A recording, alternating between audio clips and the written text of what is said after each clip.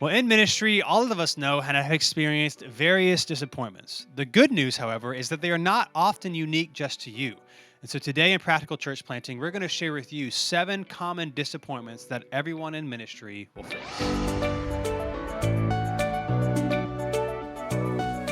Well, thanks for joining us again today on Practical Church Planting. My name is Brian Androsian, and with me is Dylan Dodson. And today we're going to give you 7 disappointments that you will face in ministry. Yep, you will face them. And today's episode is brought to you by the Church Co. We've been talking about them for a while for your best go-to church website builder.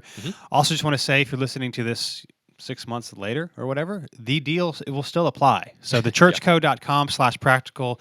If you put the promo code practical at checkout, you will get 40% off your first 2 years. So whenever you're listening to these episodes, the churchco.com/practical, put practical in the checkout, 40% off for 2 years. Again, we use them for multiple websites and highly recommend them. So check them out to get a better website today. That's right. 7 disappointments you will face in ministry. This is not so much do these things and this is Practical Church Planting. We tell people what to do for ministry or give them some tips and advice. This one is more so maybe to encourage you that you probably have felt some of these things and you're not alone in them. Yeah. Especially if people have different levels of connectedness with networks or other relationships or whatever. So you might feel like, does anyone else feel this way? The answer to this is yes. So hopefully to encourage you and maybe even make you laugh in the sense of, you're like, I've been through those things. Yeah. That was my, you might have, you laugh in the sense that you might have particular, or maybe cry, I don't know. Well, particular moments in mind might come to you as we say these. But these are pretty universal in our experience and talking to other pastors and ministry leaders and church planners that you will face. And so the encouragement is not maybe.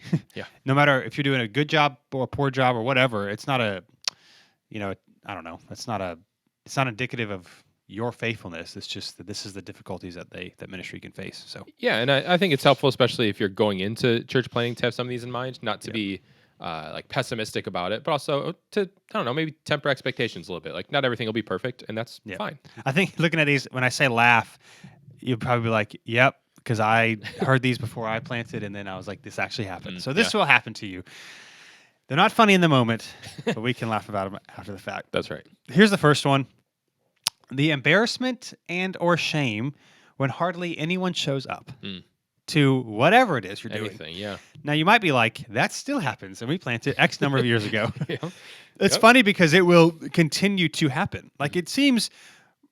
maybe if you get really big, the percentage of people that go to something is always, if you have more people to pull from, you have a better chance. But anytime you try something new or something different, there's a chance that not a lot of people are going to do it. And it will always happen. It'll happen for your launch team gatherings or your interest meetings or your services or a Bible study you're trying to do or some event you're trying to pull off. You will often feel like, where is everybody at? And you also feel embarrassed and a little ashamed of it. And I'm saying you should, but I'm not saying it's right. You probably will. One thing maybe to encourage you is many people don't think of it like we do because this is our job and we think 10 people shows up to this, interest meeting. You might be like, this stinks. No, you may be like, I would love 10 people to show up. So, it's all relative. But the people that are there very often don't think that. They just think, people show, they don't really know. They don't have expectations, especially in ministry, of what it's supposed to be. They don't go to the conferences. They don't listen to the podcast. They're just there. Yeah. And so oftentimes we get really disappointed and discouraged, and understandably so. But I think part of it, at least for me, is because you're like, everyone else probably thinks this was a fail too, and they're not thinking that. So that's the encouragement. That they're not thinking of it the way that you are, but you will still feel it. Often. Yeah. I think it's you're right. I don't think people feel it as much as you do, and I think people are more willing to give you the benefit of the doubt, maybe is the right way to put it, than you're willing to give yourself. Like, I feel like as the leader, it's easy to think like, oh, this was a failure, or why do we do this, or why aren't people showing up? Where I think even if people notice like, hey, not as many people showed up for this, I don't think many people, especially if they're committed to your team, are really thinking like, oh, this was a failure. Yeah. They might be thinking things like, maybe we should have done things differently, or, maybe this just isn't a good idea going forward if it's like a event kind of thing. But I don't think many people are walking away from that being like, oh, what a waste of time. Yeah. And so I think we can get really in our heads of, personally, I think when stuff like this happens, it's less like, I can't believe no one showed up. And it's more so everyone else is going to think that they wasted their time, that they showed up. And I don't think in reality, that happens as much. It's No, I mean, saying that, you could listen to this and be like, I get it. And then a year from now, experience this. And in the moment, it's very difficult to Yeah. not feel these things, even if you expect it and know it's coming. But I just think that the shame, embarrassment is more so in our own head than what other people are thinking in reality. And one tip we've talked about often on this podcast that you try to do to maybe mitigate, because you might think everyone else is like, where's everyone at when they're not, is tip is to not draw attention to it, because then people will walk away thinking, oh, I guess that was not good. Yeah. So, if it's whatever reason is, I mean, there are times where maybe it's appropriate to address it. Like, I don't know, if something happens and there's no one's there. It's like, yeah, just say something and move on. Yeah. But for the majority of the time, it's just better not to say anything. And even if you're discouraged, not to tell everyone there that you're discouraged. I mean, have people that you can talk to. Yeah. But most people aren't thinking about it unless you bring attention to it. And so it will happen. You will try things. Part of it, as we'll talk about some of these other ones, is people will say they really want to come. And so you also have these expectations that everyone that said they were going to come, even half the people that said they were going to come, would come. And that won't happen all the time. So you will feel embarrassment or shame when people don't show up. And it stinks. But every single pastor or church planter will have stories about how they have been in the very same situation as you. And it's, especially if we're talking about things out, like this will happen to most people for Sunday mornings as well. But even talking about like events and stuff outside of that, this is kind of like you're never going to have 100% good ideas. And so you have to go through the things that maybe in hindsight, that wasn't the best idea, or maybe, not as many people were interested in that as I thought they would be, but you have to go through those to figure out what works. And so if you're unwilling to like face a little bit of embarrassment and shame, then I don't think you're ever going to get to the stuff that are really good ideas, because you kind of have to go through it. And that's with anything. You have to go through the little bit of, I don't think failure is the right word in this case, but that kind of idea of kind of failure or doing things that maybe in hindsight didn't really work out so well to get to the things that really do work. Yeah, and one thing that could be good is that, especially if you're trying something that you're going to do, regularly or semi-regularly, it can be a good thing that not everyone shows up, because you're trying to figure out what you're doing. That's true. And get better in the future. So, yeah, you'll be embarrassed. It will happen. Not to discourage you, but join the club. That's right. Things Number will go two. on. Number two, people close to you will leave your church. So this is obviously disappointment. Happens to everybody. What I would say to this though is to like tell you that it's okay to be human. Like it's okay to be affected by it. So when people have left New City Church, like you, probably us, like we more than anything, we just want people to be connected to a local community of believers somewhere. New City's not the best. It's certainly not the only one in the Raleigh area. And so to us, it's not so much New City. It's anywhere that you can actually be connected. That is the goal.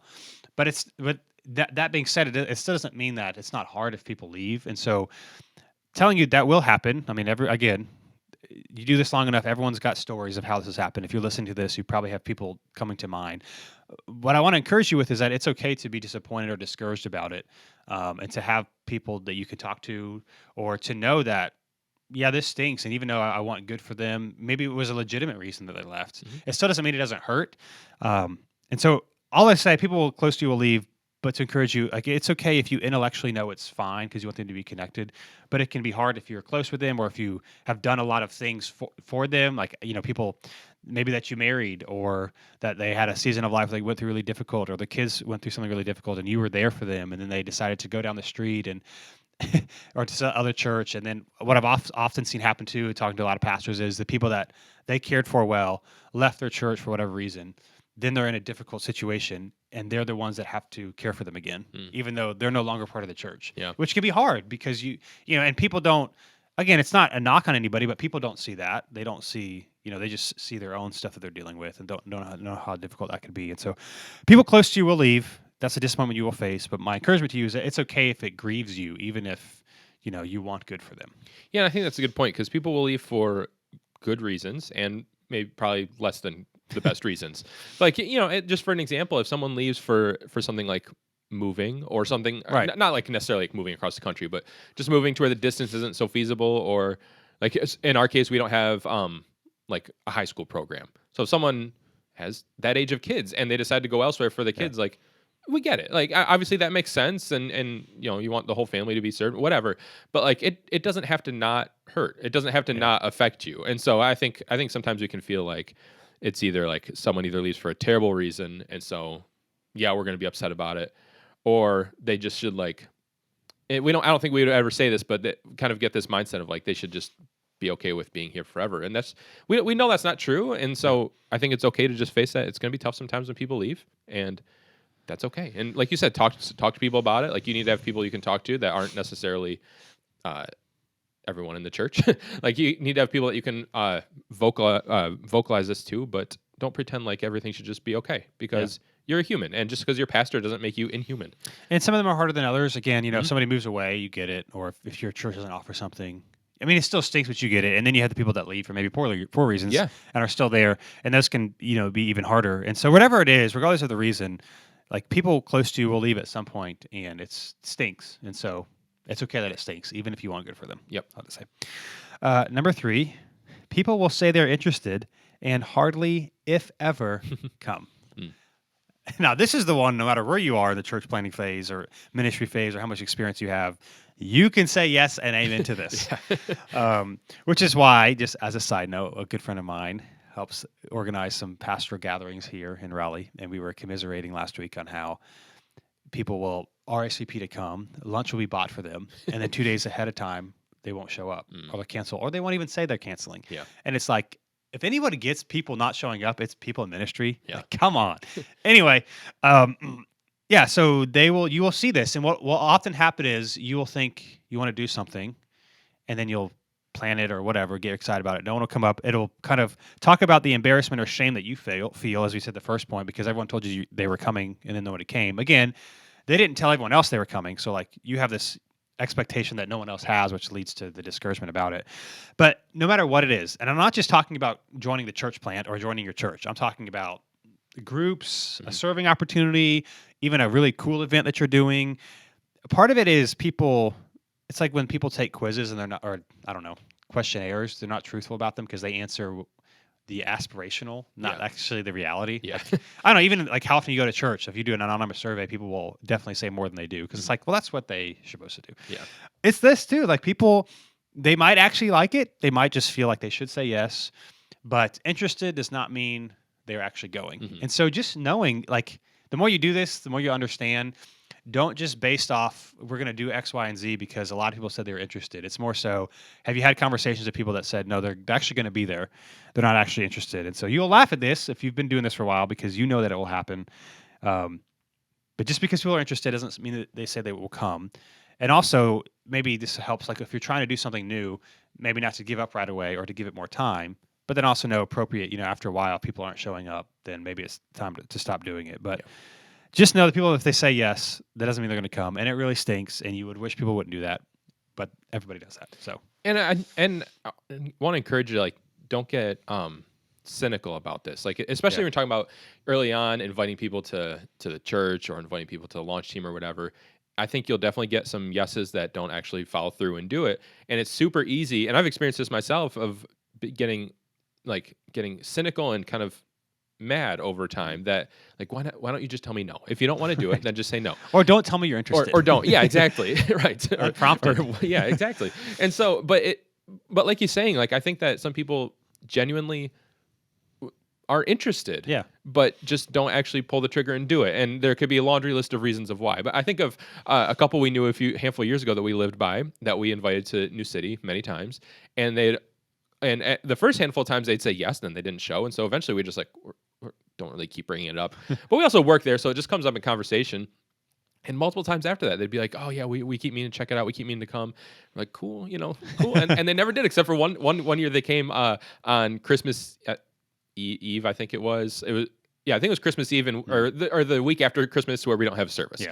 Like, we pulled into the parking lot and no one was there. We're like, okay. Well, did you really, or did you? but it was hard. Like, it was, especially at that time, it was hard to not let that affect the relationship because you're like, I don't want you to lie to me. But now looking back, it's like, I don't think they were lying. I think they were actually interested, but they weren't church. It's not like they were going to a different church and they were in a habit and like they weren't church people. They said they were believers, but they weren't in a church. So like, this was a new habit to form for them, and this was something that they weren't, currently doing. And of course, maybe they were just trying to avoid the awkward conversation of saying that they weren't interested. But I think it's real easy to look at people cynically like that over time, where I don't know, maybe some of it's a little bit of blind faith, a little bit of blind giving people the benefit of the doubt. But I find giving people the benefit of the doubt, even if they don't deserve it, leads to a much happier life than just being cynical towards everybody. Yeah. So I don't think everyone has ill intent in saying yes and not showing up. And so I think keeping that in mind will make things just a little bit less difficult. Yeah. So a piece of advice, if you're trying to run a new ministry or whatever, don't let interest be the deciding factor of whether or not you're going to keep doing it or stop doing it. Because people will say it's not about interest. It's like who's actually showing up. And Yeah. so if people are showing up to this thing, I'm not just talking about the church in general. I'm talking about things your church might try to do. Don't just like it doesn't matter if they're not coming or they're not invested in it. Interest doesn't matter. And like this is a real example. We try to do things. So back in I don't know November or something, I started this Thursday morning Bible study here near the church, and it was going fine. I emailed I don't know how many men in our church, but probably 10 to 15 said they were interested. Mm-hmm. Now I know. Yeah, probably maybe 12 to 15, something like that. I mean, that's a good number that said, hey, I'm interested. Now, I knew that doesn't mean they're all going to come. Yeah. But, I mean, here's like a real life example. So a handful of them came. It turned out to only be 3 people that came with any consistency other than me. Mm. One person came the very first week, texted me about it later in the day. Like, that was really awesome. Because there was like some older guys and he was a younger guy. Never came back. Yeah. A couple people said they were going to come, never came. I didn't like keep inviting them or whatever. And then eventually like every once in a while, 1 or 2 of them came 1 or 2 times. And I recently just stopped doing it because it wasn't worth, I mean, there were times where it was like 2 of us. I was like, this isn't worth me doing a consistent thing every Thursday morning when I like don't even particularly enjoy it. Yeah. I mean, just like who was coming, it was fine. Like, but I am in a community group. Like, it wasn't a thing I was doing for me. I was just trying to create another space for people to get connected. And anyway, I don't know, half of them, maybe even more than half of them, never even showed up once. Yeah. And it wasn't just like, hey, I'm interested. It's like, yeah, like I would, because I even said like in the email, like, would you actually come to this? Not like, oh, this is a good idea. And they're like, yeah, like I'll be there. And they never even came one time. Yeah. And so we stopped doing it because again, people would ask about it every once in a while, but they still wouldn't come. Like this is just I mean, this is just a real life example. Like a couple of weeks before I stopped doing it, two guys in my community group, two of the men were asking about it, and I was like, yeah, actually, this coming Thursday is going to be the last one because people aren't showing up, and they both like made a comment of like how they were actually going to come, and I was like, I've been doing this for 3 months. Yeah. Don't act like you were going to come. But again, that can be a real life example of like, well, I'm going to keep doing it because people said they're interested. Like they just weren't interested. Now, it doesn't mean I won't do it again in the future. I might try it again in the fall, and see if it sticks. But like people will say they're interested. It's because they genuinely are. But like starting a new rhythm or habit can be difficult. And so just know that will happen, and not to be too discouraged because it happens to everybody. And then don't let people's interest, be the determining marker of whether you keep doing something or stop doing something. You actually need people to commit to it for it to work. Yep, exactly. So that was number 3. Number 4, living with low-level frustration from others. We have talked about this a couple times on the podcast. One of the best. So I read, I don't know, a couple years ago now. This is where this concept came up for me the first time was Larry Osborne's Lead Like a Shepherd. And just a side note, a lot of Larry Osborne's books, if you've not heard of them, are very practical. They're very in the vein of what we're doing here, so I always recommend those. They got one on elders, one on groups, and whatever. Yeah. His book, Lead Like a Shepherd, talking about leadership, and he's going through Psalm 23, which is really fascinating. And I'll just never forget, the biggest nugget I got from that book was him talking about, for many leaders, one of their caps in leadership will be their ability to lead with low-level frustration, meaning there will always be people frustrated with you. And to your capacity to handle that, your capacity to handle the number of people frustrated with you will, in some cases, be a lid on your leadership because it can be really discouraging and hard. And basically what he talks about in the book is you have to make decisions because you have all the information that other people don't have the information to, and so they will be upset and frustrated about it. And you probably would be upset and frustrated about it if you were them too. So it's not like they're trying to be mean. It's just they don't see the whole picture, and there might be times where you can't even tell them all of the information or all of the reasonings behind why certain decisions are being made. Like you just literally, it's not appropriate to tell them.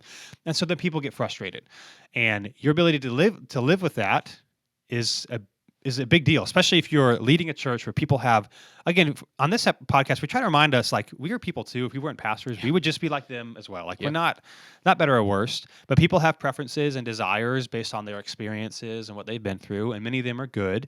And so they want to do things, or they don't want to do things a certain way. And it's not because they are trying to be mean. It's just from their limited perspective, from all of our limited perspectives, this seems like the best decision.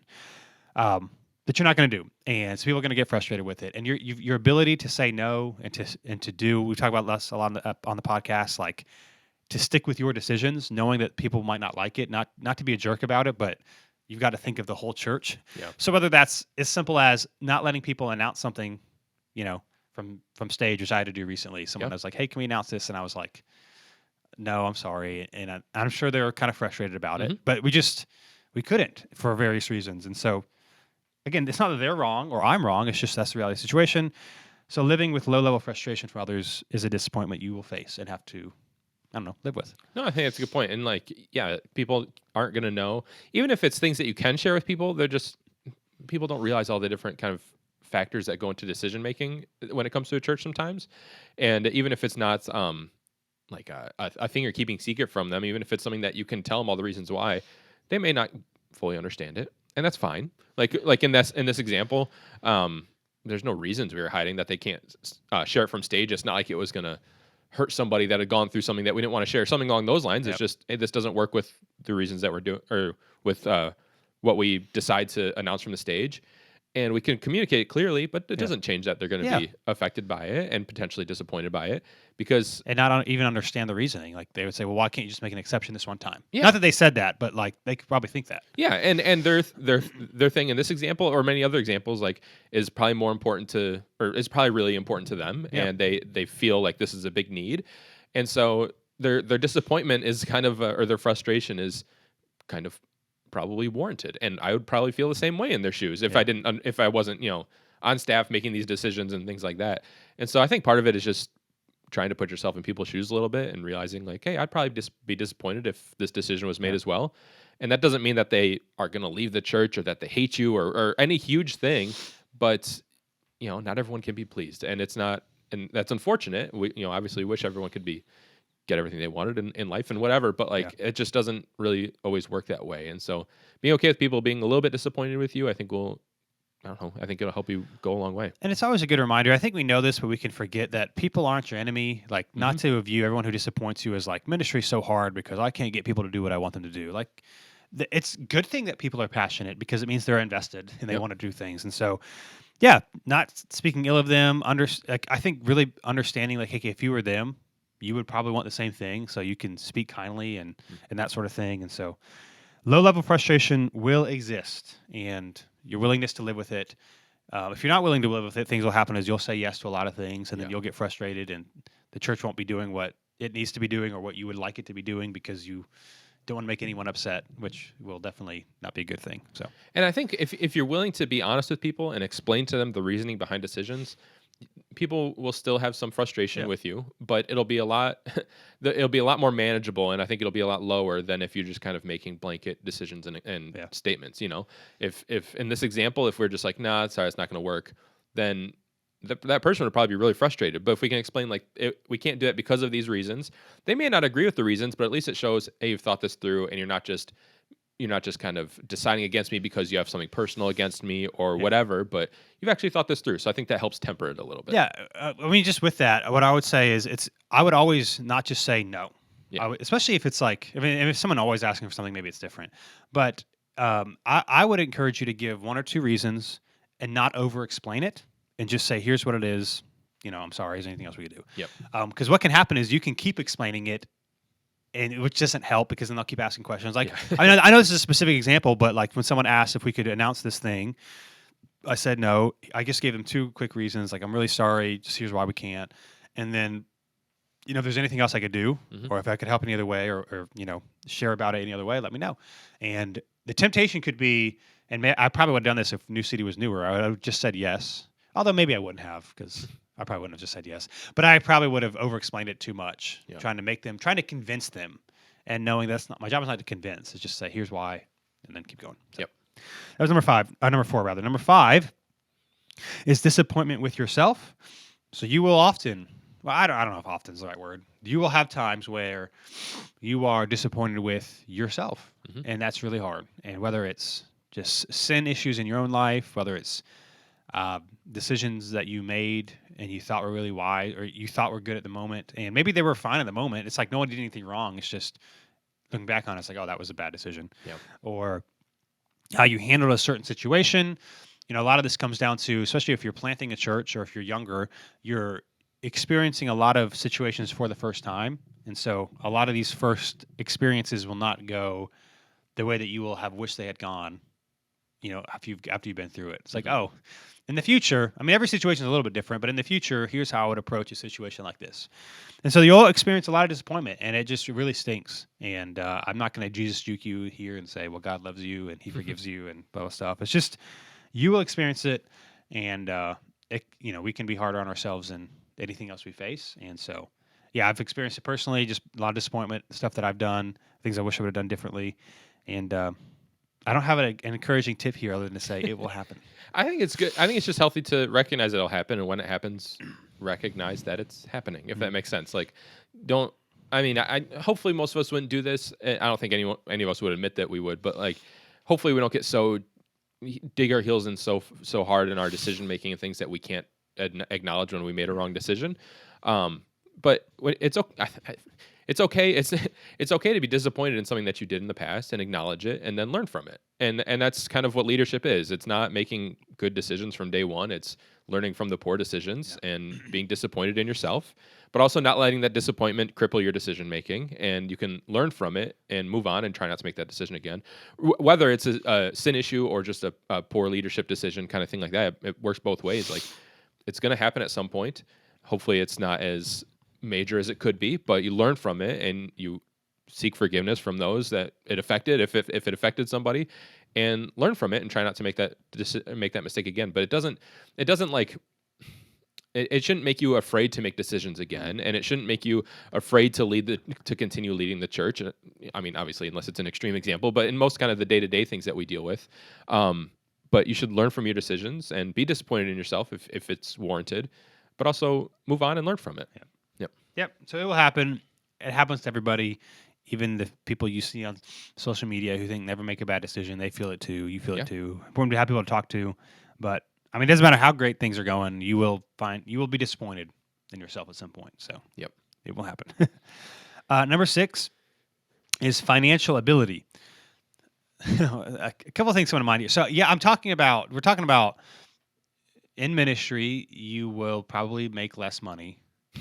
And not just make less money, but also be generous in ways, and maybe more than the average. Well, you should be more generous than the average, not just person, but average believer, because you're leading people. Yeah. So this will restrict a lot of things you do. Now, I do want to make this caveat because there's this joke of like, well, I don't make a lot of money in ministry, which is true. I can go do something else, as if 6-figure paying jobs you can just walk in and get. Like, let's be honest. Yeah. Most of us, I would even me, myself included, if I were to not be in ministry, it's not like I would be making 150 grand somewhere else. Sure. Like I've got all of my degrees are like religion. Like, it just, there's nowhere, like, what would I do? I mean, maybe, I don't know. And so let's be honest, it's not like we could go make bank somewhere else. Mm-hmm. But that being said, you probably could, given time, make more money somewhere else or do things that you couldn't do. And it's good. And this is just like a human perspective that you will be, jealous or frustrated, even if you're feeling like you're doing the right thing, because you can't do some of the things that you would otherwise be able to do. Mm-hmm. And things that aren't necessarily wrong either. They're just, like, it's not wrong to, I don't know, whatever. But they're just things that you don't get to do or you won't do because you're in ministry and you're leading in generosity and all these sort of things. And so it's just a disappointment. I don't have, again, encouraging enough for this, but you will face it, and it stinks. It can stink. Yeah, I guess we don't really talk about a whole lot on the podcast, but when we make budgets and stuff, like, we're big believers in you should be paid. Like, we're big believers that you should be able to support your family. That's if, in our situation in New City and the church that we've planted, we're now, obviously, if someone like really wanted to, it's not like we would discourage it, but we don't really go the bivocational model. Yeah. Not that there's anything wrong with it. It's just not the way that we really do it. And so we believe if this is your sole source of income, like, you should not be sacrificing your family's ability to live so that you can pastor a church. But that being said, we also, we're church plants. Like, budgets aren't big, and so, like, that's all kind of relative to the budget and things like that. So yeah, we don't by any means think that, like, you need to just get rid of everything and your family should be struggling so that you can be a part of the church. But also, like, it's probably true. Given some time, most of us could go make more money elsewhere. And probably most people listening as well. Maybe not day one, like you're saying, but I think just being okay with that and being okay with the fact that you should be more generous than most. Hopefully, that's a value of the church, and if it's a value of the church, then Yeah. I mean, it should not be. I'll put it this way: it should not be a value of the church if it's not a value of the pastor personally, and that should be shown with how you live with how you deal with your money. But you might not be able to do everything you want to do. Obviously, like if if there's a lot of things that come with being a pastor that you really need to do kind of okay, at least not like great, but like okay to be able to shepherd people well. And part of it is handling your money well. And Yeah. part of that is being okay or budgeting well and like saving for retirement and doing things that are just like financially responsible because you're going to be counseling other people with their money as well, and you need to be doing the right things. And so a lot of that comes with just not being able to do everything that you want to do in the moment. And that doesn't mean that you have to struggle in life, but it does mean that you might not be able to just make every impulse decision that you want to make when it comes to money. And so handling your money well, I think, is a big part of pastoring a church. But that means that you can't necessarily, maybe you can't do everything that you could have done if you worked in the marketplace before ministry, or that you would want to do, or that you see people in your kind of sphere doing. Yep. So financial ability, again, personally, like I was saying, comparing yourself to other friends and stuff like that, it's just a disappointment, and it's a good thing. I mean, it's a good thing to be generous, and you get to experience God in various ways. But the human side of it is that it's hard for us not to compare, and so at times it can be hard. And then last but not least, number 7, your church making a smaller difference than you thought. And I don't just mean you thought you're going to have 1,000 people at your church, and because that's unrealistic for most people anyway. Right. But like you genuinely wanted to impact a few more people. You might be saying, I don't want 1,000. I just want 10 more people. Right. and it's not so much so that you can feel good about yourself. It's because a lot of money, a lot of effort. Sometimes I think of people's generosity to our church, and this is not an incorrect view. It's just human nature, where I feel like this pressure to like cool things have to happen in order to justify people giving their money. Because it can't just be giving their money so that we can pay our rent and have a service and have groups. And yeah, that's encouraging. But sometimes I think like really cool thing, like we need to baptize people every Sunday, not just when we have baptisms and that sort of thing. And again, it's part of like nobody's thinking that. Like nobody's thinking I'm only going to give money if we baptize 33 people this month. Like that's not no one's thinking that. But it's hard not for yourself to think things like that or whatever they might be. But it's just a disappointment. It can be very disappointing when you're with good intentions, wanting to do the right and God honoring thing, and thinking, the church you're part of is a space where people can experience Jesus, and it not happening. Again, not that you're wanting thousands and thousands of people, but it's like, I just want 10 more people to know, and that can be really discouraging and disappointing. Yeah, and I would say you're in a lot of cases you're probably making a bigger difference than you think you are. If you think if this is a like disappointment that you're struggling with, because I think it's easy to everything comes down to comparing to others, but like it's easy to compare when you see like big stories of not just like big numbers of people, but like some churches do a lot more video work, and so you may see stuff like big stories of life transformation or people walking away from these like terrible things or marriages being restored, and you might be in the first couple years of the church and being like, man, I just feel like I haven't seen these huge these big differences being made. But in reality, I would venture to bet in a lot of cases, if you're doing the God honoring thing, and if you're obviously there's caveats, but if you're following the God to the best of your ability in leading this church, then there's probably a lot more life change and difference in people's lives being made than you're giving God credit for, I should say. I would say giving yourself credit for, but that's probably not the best way to put it. But there's probably a lot more going on than you're willing to admit. And you probably know about most of it. Like people, as the pastor, people are coming to you. But it's easy, I think it can be easy to get caught up in, we want to make like this huge impact. And we've talked about this, it's probably been a while, but like when it comes down to like creating mission and vision statements and stuff like that, how we're not big fans of like changing the world or changing or revolutionizing the city and stuff like that. And like, hopefully that does happen. But like, the people that are there, whether that's 30 people or 100 people or whatever, need to grow closer to God as well. And they don't, they need it in their personal lives as much as anyone else in the city does. And so I think people are probably being affected more than sometimes we give ourselves credit for, or give the church credit for, however you want to phrase it. But when you don't see it day to day, or when it's not like these big, huge things, when it's kind of incremental steps towards Jesus, sometimes, it can be easy to be disappointed thinking that you thought kind of these more big moments were going to be happening. And even if things are going, relatively well, and you're not maybe discouraged about how many people are at the church and all that sort of thing, it's still human nature to want more. Sure, yeah. And some of that's pride, and some of it's just good. Like you want more people to know Jesus. So that's a good thing. Mhm. So regardless of size and how long you've been doing this, you will be discouraged at making a small difference in your thought. Even if you're like, hey, 5 years ago, if you had told me we would have been reaching this many people 5 years ago, I would have been really excited to know that happened. But now that you're here, you're like, man, can we do just like a little bit more? Yeah. Yeah. And so that can be a disappointment. Yep. Exactly. Hopefully, you still want to do this thing after this really exciting episode of disappointments in ministry. That's right. Those were several that we share. But to let you know, you will experience all of them. We all experience all of them. And so you're not alone. And so, yeah, it's good. I mean, maybe we should do 7 encouragements of ministry coming up to balance this out. Yeah. But yeah, these are just things that you will experience. You don't want to view ministry as like, oh, I just get to preach and meet with people, and like that's what ministry is. Like, there's a lot of discouragement and disappointment that comes with the honor of getting to do maybe the more visible things as well. Yep, so for sure. Those are 7 disappointments you'll face in ministry. Again, this episode is brought to you by the Church Co. So check them out. Practical at checkout if you want to join up with them. We get 40% off for 2 years. And if you're looking for a community, our Facebook group, Practical Church Planting on Facebook, you can check us out there. That's it's right. growing daily. And we're also on YouTube, Practical Church Planting, if you want to watch these on YouTube. Yep. So that's how we got. We'll be with you next week on Practical Church Planting.